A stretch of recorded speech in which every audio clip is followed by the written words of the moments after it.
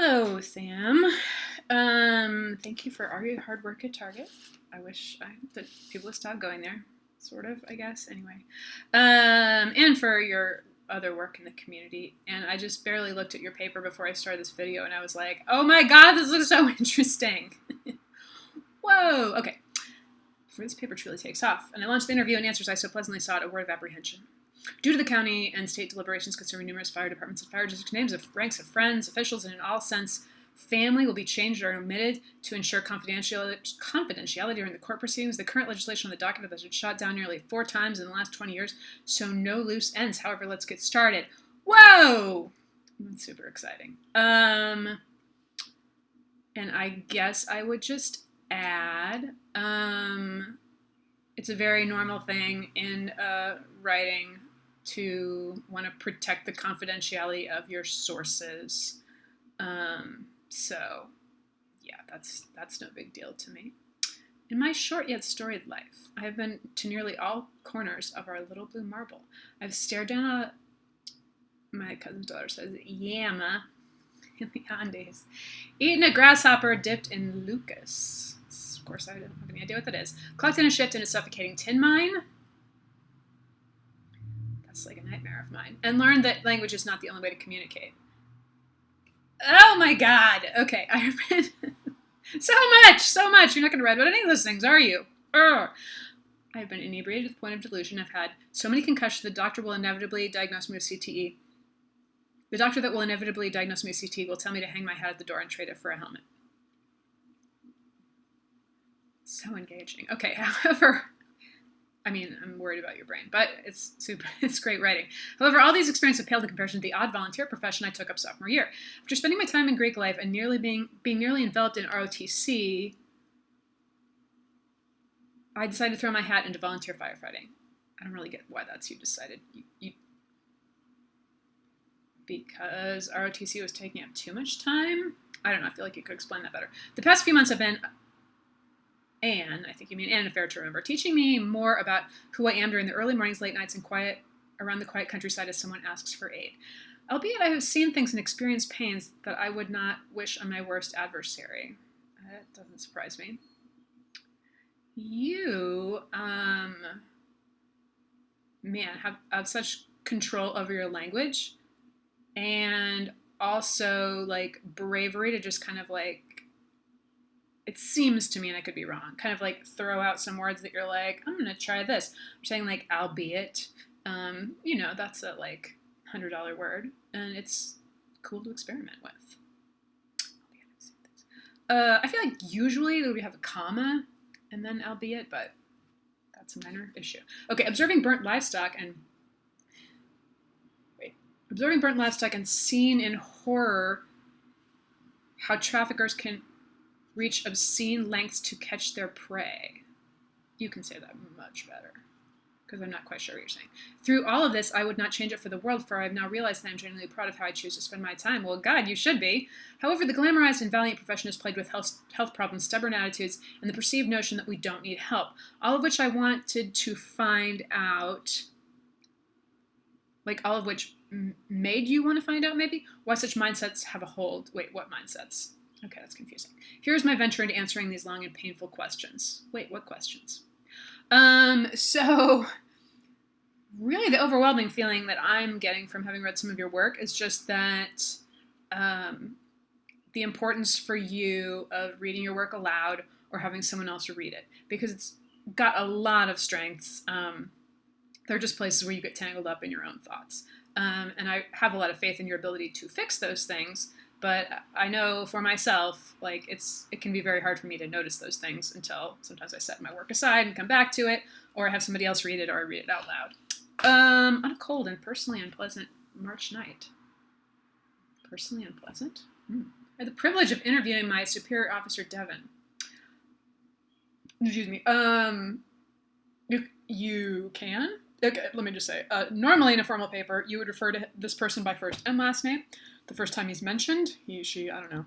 And then subsequently, you'd refer to them just by their last name. And that would include if you give them a pseudonym, which you're free to do. I don't care. Devin happens to be a deputy chief for a small department in Douglas County and is a veteran. He is also a certified mechanic and a grandfather. On this night, we candidly chatted in the bay as we prepared for a possible deployment to a house fire that resulted in more than 5 fire engines and 2 towers being sent, along with almost 30 firefighters sent as fresh manpower to put down a premature grass fire. Wow, what makes a grass fire premature? I have no idea. All this occurred while I was in class, and the call to arms came as I was receiving my ashes for Ash Wednesday. Oh my god, so much storytelling opportunity there. So immediately now what I want you to do, just stepping outside of my role as your English 102 teacher, is I want you to write another essay, a personal essay, and that one begins with, this all occurred while I was in class and the call to arms came as I was receiving my ashes for Ash Wednesday, because that's going to be an amazing essay. Bam! Ash Wednesday, ashes, then burning. Oh my god. As I was charging out of one uniform into another. Wait, what uniform were you in? And what were you changing into?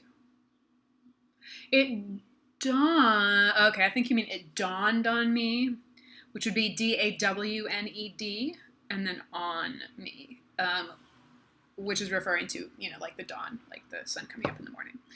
That I could finally interview a man who had been active since before the introduction of breathing masks. Yay.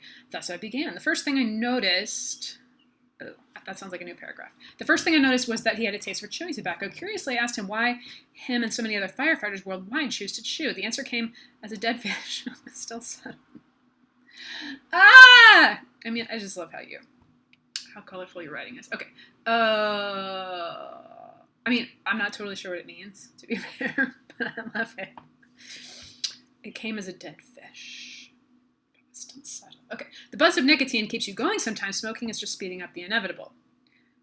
Speeding up the inevitable? The risk of mouth cancer pales in comparison to the fact that most firefighters living or dead will not or did not make it to 70 years of age. The constant stress of tight situations, the diet that induces heart disease, the diets that induce heart disease and other cardiovascular ailments, and the thick smoke that we inhale through our breathing apparatus cuts life expectancy by nearly 20 years. Oh, man. In 2010, more than 20,000 firefighters were tracked with having early stage, which I think is 2 words, stage 4 cancers, with more being added every year. I looked at him with both horror and amazement. I'm amazed someone as old as him, he is in his late 50s, is still alive and fighting fires with young men and women half his age. However, I'm also horrified that by the time I graduate from KU, a man who has become part of my extended family may succumb to the horrors of cancer. Oh, man. There's some other thing here that I felt like I was like... When you say the risk of mouth cancer pales into comparison to the fact that most firefighters won't make it to 70 years of age, I just didn't feel like that was a very clear way of putting that. I think what you mean is they're not so worried about getting mouth cancer because they really think something else will kill them, but I don't feel like that's really quite what you said. The feelings of horror and idolization subside as we and a few other firefighters pack into an old Ford 350, obviously against OSHA standards. As the driver turns the radio to some new age country. Okay, which is a place for you to possibly step in and say, like, following official regulations is not necessarily, is something that's accepted that you're going to end up doing in this field. Okay.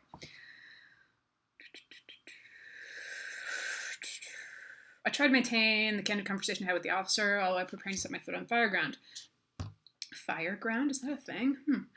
The purr and grunt of the V8 diesel engine make the old pickup come alive. However, the grumble of our collective stomachs seems, to drown out the engine. It hits me that no one, myself included, has eaten anything remotely related to dinner.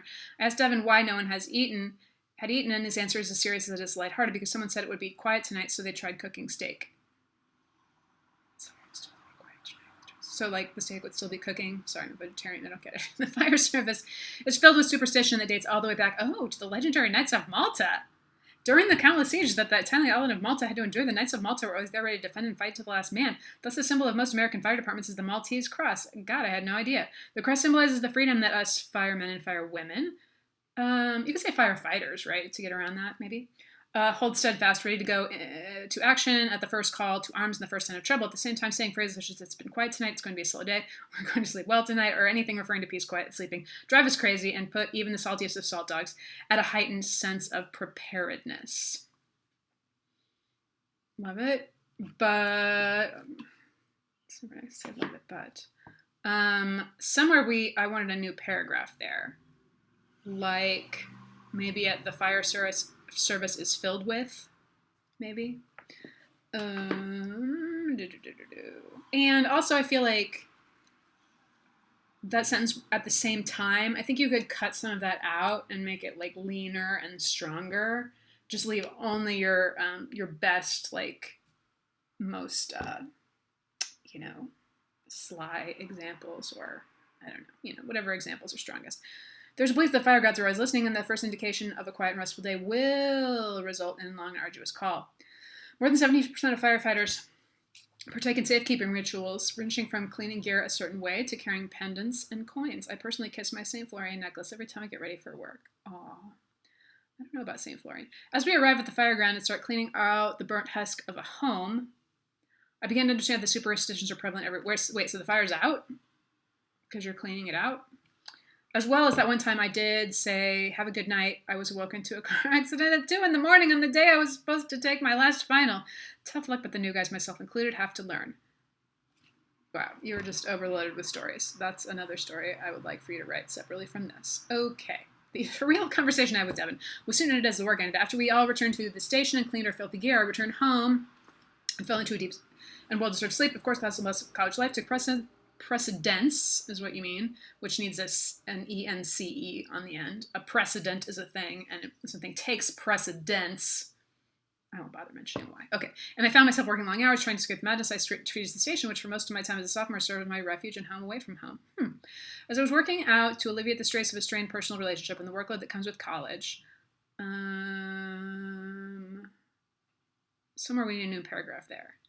A grass fire reared its ugly head. Okay, the reason you have a little thing is because that's not it is ugly head. It's ugly head without an apostrophe. And that's a mess I don't even like to talk about in English because it's so annoying and was now spiraling out of control in the north part of the county. Sensing that we would be called into the scene, my chief instructed me and the other guys who'd done our gear, get in the trucks and burn rubber all the way down Iowa. I was paired with yet another officer named Kyle. Kyle is only 24, a young man and relatively still immature. Sorry, time check. However, Kyle's introduction to the fire service came at a much more unique tone. You mean time? After being at KU for 2 years, the lost and spiraling young man walked into the station all fidgety, asking to volunteer. Against the advice of 2 of our captains, generally speaking, you want to write out numbers that are less than 10 and use the numerals for numbers that are more than 10. He was welcomed warden within 2 short years, rose from recruit to officer. As we raced down to the scene and prepare for battle, we blast Driving My Life Away by Eddie Rabbitt and joke about our days. Normally, grass fires are nothing to fret over at the fire small enough, but the winds did bring some concerns. Nonetheless, we arrived on the scene to go to work. I don't think you mean nonetheless. They're nothing to fret over. They bring some concern. Maybe still we arrived on the scene and go to work or something. It's spread to the tree line, cries one of our sister trucks as we see a blaze overtake a powerful and proud cedar tree. Sensing the danger coming to the highway, Kyle and I charge inside the wood patch and get to work. In this thick and suffocating smoke, I rake and jab, trying to fight the inferno as we secure trees safe enough for us to chainsaw. As I prepare to cut one down, it bursts into flames, knocking me to the high ground, causing me to burn my hands, legs, back, and parts of my rear end. I recover quickly and work more. You must not have been seriously burned. Within the hour, we return to the safety of our truck, and I ask, almost with no expression, are you ever scared of dying? Who did you ask, Kyle? The answer is given as a simple, of course I am, no sane person isn't. In 2018, I need a new paragraph somewhere here too. In 2018, 64 firefighters were killed in the line of duty. Ranging from being incinerated, electrocuted, drowned, run over, and succumbing to smoke. I may have to make YouTube videos. Okay, when you have a list of things like that, okay, first of all, obviously those are just absolutely horrible. But you want them all to be the same. You can make them parallel. Incinerated, electrocuted, drowned, run over, and having succumbed to smoke, I guess, is how you could make those all the same form. Okay, and I am going to have to make you a part 2 video, so end of part 1.